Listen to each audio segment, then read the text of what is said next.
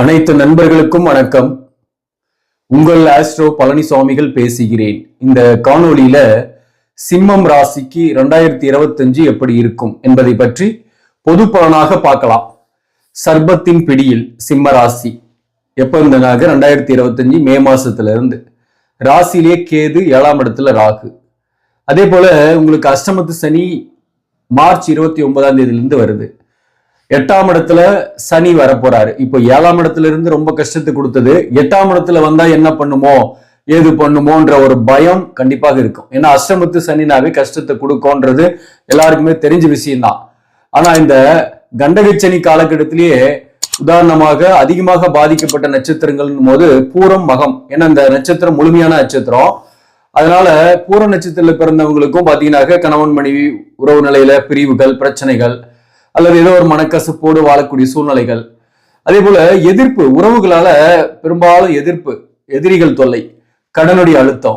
மகம் நட்சத்திரத்துல பிறந்தவங்களுக்கும் கடந்த ஆண்டு காலமாகவும் இப்பவும் கொஞ்சம் போராட்டமான ஒரு வாழ்க்கை தான். குறிப்பா ஃபேமிலி ஓரியன்டான பிரச்சனைகள், மேரேஜ் ஆகுறதுல தடை. மகம் பூரம் நட்சத்திரத்துல பிறந்தவங்களுக்கு வேலை விஷயமா பார்க்கும்போது ஒர்க் பண்ற இடத்துல நிறைய தொந்தரவுகள், பிரச்சனைகள், மன அழுத்தம், டென்ஷன், இடமாற்றம் ஏற்பட்டு அலைச்சலோடு இருக்கிறது, குடும்பத்தை விட்டு பிரிந்து போய் தனித்து இருக்கக்கூடிய சூழ்நிலை, இப்படிலாம் கடந்த காலங்கள் இருந்துட்டு இருக்கு. இப்போ உத்திரம் நட்சத்திரத்துக்கு பாதிப்புகள் தொடர்ந்துகிட்டு இருக்கு. உத்திரம் நட்சத்திரத்தை பொறுத்தவரை அப் டு மே மாசம் வரல கொஞ்சம் கஷ்டம்தான், கவனமா தான் இருக்கணும். இப்போ பாத்தீங்கன்னாக்க இந்த 2025 பொறுத்தவரை எப்படி இருக்கும் அப்படின்ற விஷயத்த நம்ம தெரிஞ்சுக்கிட்டாக்க நம்ம எதையெல்லாம் செய்யலாம், எதையெல்லாம் செய்யாம பொறுமையா இருக்கிறது நல்லது அப்படின்றத நம்ம இந்த பதிவின் மூலம் தெரிஞ்சுக்கலாம். அதற்கு முன்பு என்னுடைய புத்தாண்டு வாழ்த்துக்களை அனைத்து நண்பர்களுக்கும், subscribers, viewers, members and clients எல்லாருக்குமே என்னுடைய வாழ்த்துக்களை தெரிவித்துக் கொள்கிறேன். இப்ப நம்ம பலனுக்குள்ள போகலாம். இப்போ பாத்தீங்கன்னாக்க குறிப்பா இந்த 8ஆம் இடத்துல வர சனி என்ன பண்ணும் அப்படின்னாக்க மேக்சிமம் பாத்தீங்கன்னா ஒரு விபரீத ராஜயோகம் மாதிரி ஆயிடுது. 6 குடியவன் 8ல சனி, குடும்பமே வேற ஒரு இடத்துல ஷிஃப்ட் ஆகிறதுக்கான வாய்ப்பும் உண்டு. அதாவது வீடு மாற்றம், இடமாற்றம் ஏற்படும். அதே போல 8ஆம் அதிபதியாக வரக்கூடியவர் குரு பகவான் தான். அந்த குரு ஏறத்தாழ 2025 மே மாசத்துல இருந்து உங்க ராசிக்கு 11ல இருப்பாரு. அதுதான் உங்களுக்கு பாசிட்டிவ். 11ஆம் பாவகத்தில் இருக்கக்கூடிய குரு உங்களுக்கு மே மாசத்துல இருந்து நிலைமையை சமாளிக்க வைப்பார். பொருளாதார ரீதியாக பணம் வரும், அது ஒரு பெரிய பிரச்சனை கிடையாது. மேலும் ராசியில கேது, 7ஆம் இடத்துல ராகு இருந்தாலையும் பணம் வரும். கூட்டு தொழில் செய்யக்கூடியவர்களுக்கு பணம் வரும். கூட்டாளிகளால் ஆதாயங்கள்லாம் உண்டு. அதே போல பொருளாதார ரீதியான நன்மைகள் உண்டு. புதிய நண்பர்கள் அறிமுகமாவாங்க. சில பேர்ல புதிய பிசினஸ் கையில் எடுப்பீங்க, அதன் மூலம் ஆதாயங்கள்லாம் வரும். தொழில் செய்யக்கூடியவர்களுக்கு, பிசினஸ் பண்ணக்கூடியவர்களுக்கு ஏதோ ஒரு வகையில கையில பணம் ரொட்டேஷன் ஆகிட்டே இருக்கும். கடனுடைய அழுத்தம் இல்லாம இருக்கும். இதெல்லாம் பாசிட்டிவான விஷயம். ஆனா புதிய கடன் படுவீங்க. புதிய கடன் சுப கடனாக இருக்கும். வீடு, சொத்து, வாகனம் வாங்குறது அல்லது தொழில இன்வெஸ்ட்மெண்ட் பண்றதுக்காக கடன் வாங்கக்கூடிய வாய்ப்புகளும் வரும். பழைய கடனை அடைக்கிறதுக்காக ஒரு புதிய கடன் வாங்கி அடைப்பீங்க. ஸோ இதெல்லாம் பாத்தீங்கன்னா உங்களுடைய கடனுடைய அழுத்தம் இல்லாம இருக்கிறதுக்கு வாய்ப்புகள் உண்டு. முக்கியமா கடந்த 2.5 வருஷமா உங்களை எதிர்த்தவர்கள், உங்களுக்கு தொல்லை கொடுத்தவர்கள், உங்களுக்கு பிரச்சனை கொடுத்தவர்களை விட்டு விலகுவீங்க. அவங்களாகவே உங்களை விட்டு விலகக்கூடிய வாய்ப்பும் உண்டு. ஒரு வேலையில இருக்கீங்க, மேலதிகாரிகளுடைய தொல்லை இருக்கு, பிரச்சனை இருக்கு, டிப்ரெஷனா இருக்குன்னாக்க நீங்க விலகுவீங்க. அப்படி இல்லைனாக அவருக்கே அந்த இடமாற்றம் ஏற்பட்டு உங்க இடத்தை விட்டு காலி பண்ணுவாரு. அந்த வகையில உங்களுக்கு எதிர்த்தவர்கள் அடங்கி போகக்கூடிய வாய்ப்புகள் உண்டு. இதுதான் விபரீத ராஜயோகம்னு பேரு. 6 குடியவன் 8ல இருக்கும் போது கடனுடைய அழுத்தம் குறையும், உடல்நலத்தில் இருக்கக்கூடிய நோய்கள் தீரும், அல்லது நோய்க்கு உண்டான மருத்துவம் கிடைக்கும். அதே போல எதிரிகள் தொல்லை, வழக்குகள், பிரச்சனைகள் எல்லாம் ஒரு முடிவுக்கு வரும். அது டிவோர்ஸ் கேஸா இருந்தாலும் சரி, அல்லது சொத்து சம்பந்தமான கேஸா இருந்தாலும் இது ஒரு சாதகமான தீர்ப்புகளோ அல்லது அந்த சாதகமான சூழ்நிலையோ உங்களுக்கு ஏற்படுத்தும். வழக்குகளை பொறுத்தவரையிலும் இந்த சனி 8ஆம் இடத்துல இருக்கிறனால அப்ப என்னதான் பாதிப்பு அப்படின்னா 7 குடியவன் 8ல இருக்கிறாரு. 6 குடியவன் 8ல இருக்கிறதுனால பாசிட்டிவ் தான்.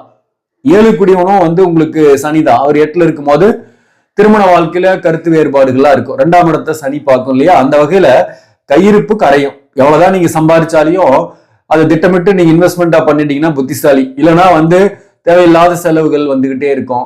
உதவக்கூடிய சூழ்நிலை வரும், மற்றவங்களுக்கு உதவிங்க, அதன் மூலமும் பணம் உங்ககிட்ட இருந்து வெளியே போகும்.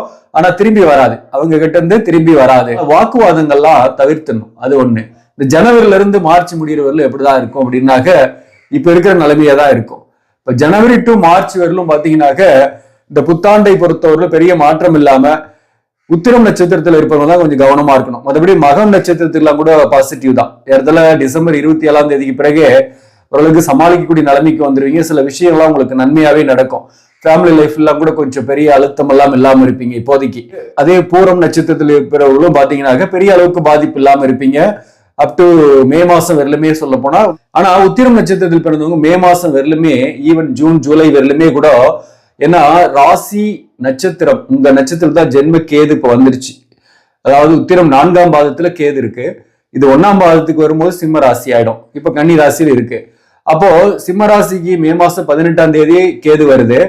அப் டு பாத்தீங்கன்னாக்க இடத்துல ஒரு 2 மந்த் ஒரு பாதம் அப்படின்னு வச்சுக்கிட்டா கூட உங்களுக்கு ஜூன் ஜூலை அந்த டைம்ல இருந்து தான் கொஞ்சம் ரிலாக்ஸ்ட் ஆவீங்க உத்திரம் நட்சத்திரத்தில் பிறந்தவர்கள்.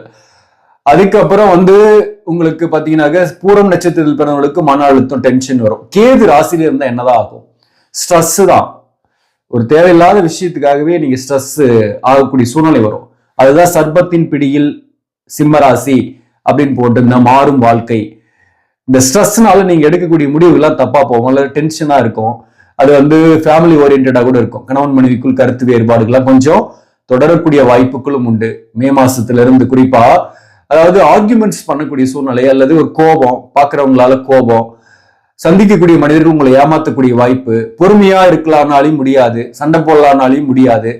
அந்த கோபத்தை மனசுக்குள்ளாரியே அடக்கி வச்சு ஒரு ஸ்ட்ரெஸ்ஸா இருக்கும். அப்ப குறிப்பா 40 வயசுக்கு மேல இருக்கிறவங்களா உங்க உடம்ப செக் பண்ணிக்கணும். கொஞ்சம் ரிலாக்ஸ்டா இருக்கணும், வாக்கிங் போகணும், மெடிடேஷன் பண்ணணும், எக்ஸசைஸ் பண்றது, கடவுளுடைய வழிபாடு செய்யறது, எங்கேயாவது ஒரு மலை பிரதேசத்துக்கு போய் ரெஸ்ட் எடுத்துட்டு வரலாம், அல்லது எங்கேயாவது கோயில் குளங்களுக்கு எல்லாம் கூட போயிட்டு வரலாம், ராகுகேது ஸ்தலத்துக்கு போயிட்டு வரலாம், திருநாகேஸ்வரமோ கீழ்பெரும்பள்ளமோ போகலாம், இல்லைன்னா காளகஸ்திக்கு போயிட்டு வாங்க. ஒரு டிப்ரெஷன் குறையும் உங்களுக்கு. உத்திரம் நட்சத்திரத்தில் இருக்கிறவங்களே கூட நீங்க போயிட்டு வரலாம். உத்திரத்தை பொறுத்தவரையிலும் உங்களுக்கு ஜூன் தாண்டிட்டாவே உங்களுக்கு பெருசா பிரச்சனை கிடையாது. அதுக்கப்புறம் பூரம் நட்சத்திரத்தில் இருப்பவர்களுக்கு தான் மன அழுத்தம், டென்ஷன். ஒரு 6-7 மாசம் கடுமையான டென்ஷனுக்கு உள்ளாகக்கூடிய சூழ்நிலை அடுத்த ஆண்டு இருக்கு. இந்த மகம் நட்சத்திரம் பூர நட்சத்திரங்களுக்கு ஒரு டென்ஷன் இருக்கும், ஒரு டிப்ரெஷன் இருக்கும். அது பாத்தீங்கன்னாக்க நம்பக்கூடாதவர்களை நம்பி பணம் நஷ்டமாகலாம், அல்லது புதியவர்கள் வாக்கு கொடுத்ததை காப்பாத்தாம போகலாம், அல்லது டிலே பண்ணலாம் ஒரு விஷயத்துக்காக. சில முயற்சிகள் தடங்களாகும், அதனால ஒரு டிப்ரெஷன் ஆகும். ஃபேமிலி லைஃப் ஓரியன்டா டிப்ரெஷன் வரும். இது மாதிரி ஆனா ஒரு டிப்ரெஷன் உங்களுக்கு வரதுக்கான வாய்ப்பு உண்டு. அப்போ நீங்க கவனமா இருக்கணும். சரி, 7ஆம் இடத்துல இருக்கக்கூடிய ராகு நன்மை கொடுக்குமானா, 7ஆம் இடத்துல ராகு ஒரு சில நன்மைகளை கொடுக்கும். மேரேஜ் ஆகாதவர்களுக்கு மேரேஜ் ஆக வைக்கும். திருமணம் ஆகாதவர்களுக்கு திருமணம் ஆகிறதுக்கான வாய்ப்பு உண்டு. குறிப்பா மகம் நட்சத்திரத்தில் பிறந்தவங்க மேரேஜ் ஆகல, லேட் ஆயிட்டே இருக்குது அப்படின்னாக்க இந்த நேரத்துல வரன்கள் வரும். சப்போஸ் வாழ்க்கை துணை பிரிந்து இருக்கீங்க, வழக்குகள்ல ஜெயிச்சிருக்கீங்க, 2ஆம் தாரம் இருக்கணும்னு உங்க ஜாதகத்துல தோஷம் இருக்குன்னு வச்சுங்களேன், அப்படிப்பட்டவர்களுக்கு இருதாரம் அந்த நேரத்துல 2ஆம் தாரத்துக்கான வரன் வரக்கூடிய வாய்ப்பும், அல்லது மேரேஜ் ஆகிறதுக்கூடிய வாய்ப்பும் உண்டு. 11ஆம் பாவகத்துல குரு பகவான் இருக்கிறதுனால இல்லத்தில் சுப நிகழ்ச்சிகளும் நடக்கும். பிள்ளைகள் வகையில மகிழ்ச்சிகள் ஏற்படும். புத்திரபாக்கியம் கிடைக்காதவர்களுக்கு நீண்ட காலமா புத்திரபாக்கியம் அமையலைன்னாக்க புத்திரபாக்கியம் அமையக்கூடிய வாய்ப்பு உண்டு. அதாவது இல்லத்திற்கு ஒரு புதிய வரவு வரும். இப்ப உங்க பிள்ளைங்களுக்கு கல்யாணம் பண்ணக்கூடிய சூழ்நிலை, அல்லது பிள்ளைகளுக்கு குழந்தை பாக்கியம் கிடைக்கிறது, அந்த வகையில கூட பாத்தீங்கன்னாக்க ஒரு இல்லத்திற்கு ஒரு புதிய வரவு ஏற்படக்கூடிய வாய்ப்பு உண்டு. ராசியிலேயே கேது இருக்கனால விரக்தி, எதன் மேலாம் நீங்க பாசம் வைக்கிறீங்களோ, பற்று வைக்கிறீங்களோ, அந்த பற்றற்ற ஒரு நிலைமையை ஏற்படுத்தும். அதுதான் அங்க பிரச்சனையே. கேது பாத்தீங்கன்னாக்க ஒரு பற்றற்ற தன்மையை உங்களுக்கு ஏற்படுத்திடும். அது எப்படின்னா, நீங்க எதன் மேல பணத்தின் மேல பாசம் வைக்கிறீங்க, பணத்தை சம்பாதிக்கணும்னு ஒரு மோட்டிவ்ல இருக்கீங்கன்னா அந்த பணமே பிரச்சனையா இருக்கும். பிள்ளைங்க மேல பாசம் வைக்கிறீங்க, அவங்கதான் வாழ்க்கைன்னு நினைக்கிறீங்கன்னா அவங்களே உங்களுக்கு பிரச்சனையா வருவாங்க. வாழ்க்கை துணையோட தான் எனக்கு எல்லாமே அப்படின்னு நினைச்சு பாசம் வச்சு அவங்களுக்காக வாழ ஆரம்பிக்கலாம்னு பாக்குறீங்கன்னாக்க அவங்களாலேயே உங்களுக்கு பிரச்சனை, பிரிவு, இந்த மாதிரி பிரச்சனைகள்லாம் வரும். அதாவது இது மாதிரிதான் எதன் மேல நம்ம அதிகமா பற்று இருக்குமோ அந்த பற்றற்ற தன்மையை ஏற்படுத்தக்கூடியவர் தான் கேது. நம்ம ஜென்ம நட்சத்திரத்தை கடந்து போகும்போது ஒரு கர்மாவில இருந்து இங்க விலகுறீங்கன்னு அர்த்தம். ஒரு கர்மாவிலிருந்து விலகி புதிய கர்மா வரும். அதாவது உங்களுடைய ஏற்கனவே இருந்த மிகப்பெரிய சோகமான ஒரு பிரச்சனையான கர்மா விலகும் அப்படின்னு அர்த்தம். இப்ப உத்திர நட்சத்திரத்துல கேது இருக்காருன்னா அதை விட்டு நீங்கும் போது இடத்துல ஜூலை மாசத்திலிருந்து உங்களுக்கான கர்மா கழிஞ்சது, ஒரு நல்ல கர்மா வரப்போகுது, அல்லது ஒரு நல்ல விஷயம் இனிமேல் நடக்க போகுதுன்னு அர்த்தம்.